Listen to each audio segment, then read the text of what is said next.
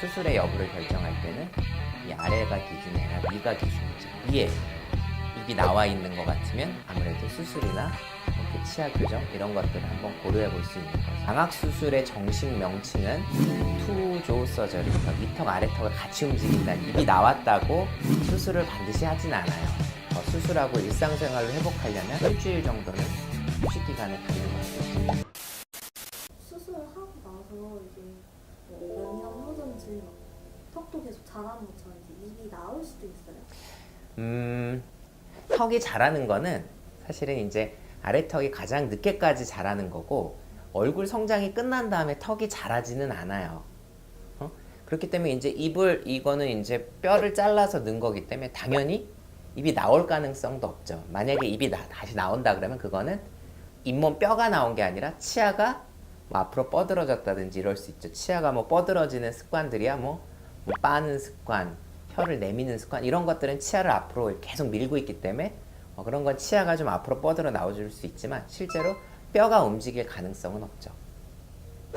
수술하고 나서 너무 이렇게 합주이처럼 보일 수도 있어요. 사실 이제 모든 성형 수술이겠지만 불필요한 사람이 한다든지 필요한 사람이 너무 과하게 하면 이제 모양이 어색해지는 거잖아요. 당연히 돌출입 수술도 불필요한 사람이 했다든지 필요한 사람이라도 너무 과하게 했다 이러면 합축해질 가능성이 많죠. 그리고 이제 아까도 얘기했지만 돌출입 수술이 되게 발치를 하고 수술을 하는데, 발치 공간을 수술 중에 다 안 넣었다고 해도 그 공간을 치아 교정을 하면서 결국은 메꿔야 되기 때문에 치아가 계속 밀려 들어가게 된다고요. 그러니까 이 돌출입 수술은 발치를 한 공간만큼은 잇몸뼈가 들어가든 치아가 들어가든 그만큼은 들어가게 돼 있어요. 그러니까 실제로 들어가는 양이 굉장히 많게 되는 거죠. 그래서 합축해질 가능성이 아무래도 많이 있기 때문에 내가 꼭 돌출입이라고 돌출입 수술이 필요한지를 일단 잘 생각해보고 하는 게 좋죠. 근데 이빨이 좀 많이 이렇게 뻥뚫어졌는데 이게 돌출인 거죠? 본인은 치아도 좀 뻗어져 있고 잇몸뼈도 나와 있어요. 대개 이제 잇몸뼈만 나와 있는 사람들의 특징이 치아도 같이 좀 뻗어져 있어요. 그렇기 때문에 아까도 얘기했지만 그런 사람들은 이제 돌출입 수술에 적응증이 좀 될 수 있어요.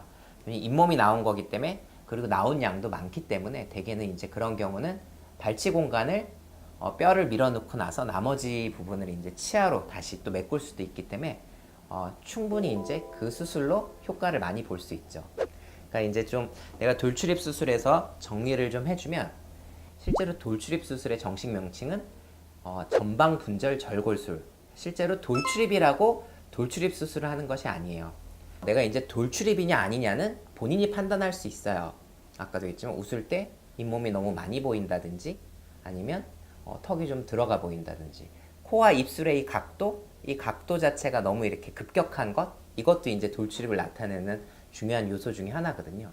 하지만 내가 돌출입이라고 해서 반드시 수술을 해야 되는 건 아니고, 더군다나 반드시 돌출입 수술을 해야 되는 게 아니기 때문에 의사를 만나면 이게 이제 돌출입이지만 진단이 여러 개가 있을 수 있고, 그 진단에 따라서 각각의 치료가 여러 가지가 있을 수 있어요. 근데 무턱대고 입이 나왔으니까 돌출입입니다, 돌출입 수술을 해야 된다 이러면 발치 공간만큼 입이 들어가는 거기 때문에 결국은 수술이 굉장히 과해질 가능성이 많죠. 그렇게 되면 아까도 본인이 걱정하는 것처럼 수술이 과해지게 되면 입술이 처져서 합축해지는 그러한 모양이 되는 거죠. 그러니까 결국은 아까도 얘기했지만 이러한 부작용을 예방하기 위해선 일단 입이 나왔다고 반드시 돌출입 수술을 하는 것이 아니고 여러 가지 치료가 있다. 그리고 결국은 돌출입 수술은 굉장히 이제 잇몸이 앞으로 많이 나왔거나 치아가 많이 뻗어진 경우, 튀어나온 게 많은 경우에 이제 할 수 있는 거기 때문에 그러한 것만 잘 생각하면 사실은 그런 부작용들을 피할 수 있는 거죠. 우리나라 사람들 대개는 자기 입 나왔다고 생각하는 사람들이 많은데, 그러한 경우 돌출입을 무조건 하진 않아요. 그렇기 때문에 맞는 수술을 해야지 예뻐지고 부자연스럽지 않은 거죠.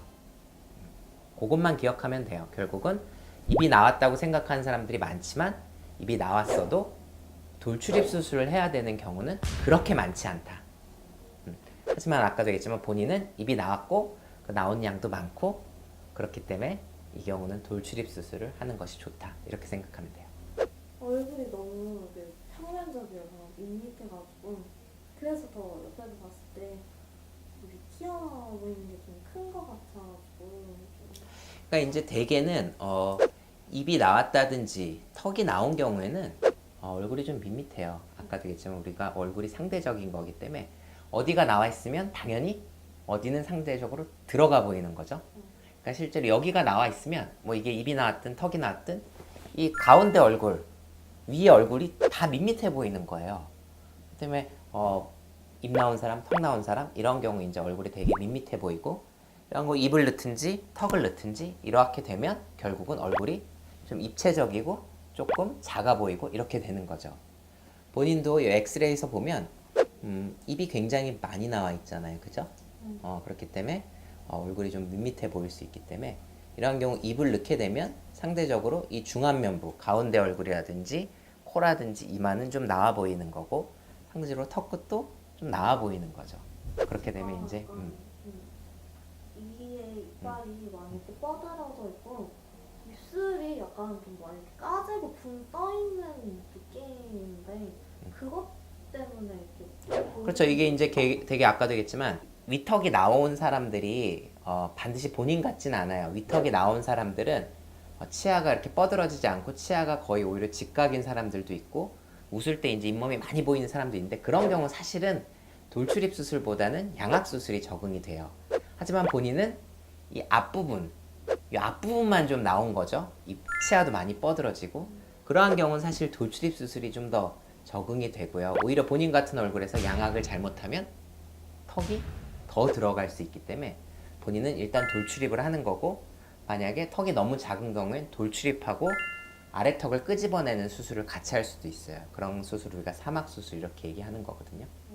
어쨌든 본인은 입이 나왔기 때문에 입술이 상대적으로 이렇게 까진 거죠. 그러니까 우리가 수술을 아까도 내가 수술의 여부를 결정할 때는 인중 대비 얼마나 나왔느냐잖아요.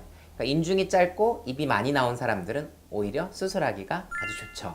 수술하게 되면 인중도 제자리 찾아가는 거고 입도 들어가는 거니까. 본인은 그렇게 입이 뒤집어 까진 사람들이 돌출입 수술을 할 수 있는 가능성이 많다 이렇게 생각하면 돼요. 네, 좀 더 궁금한 것들이 있어요? 아니 다 물어본 것 같아요. 그래요. 하여튼 뭐 본인은 돌출입 수술하면 좋은 결과 있을 거니까 조금 더 고민 잘 해보시고요. 만약에 수술을 하게 된다면 수술할 때 뵐게요. 안녕히 계세요. 네.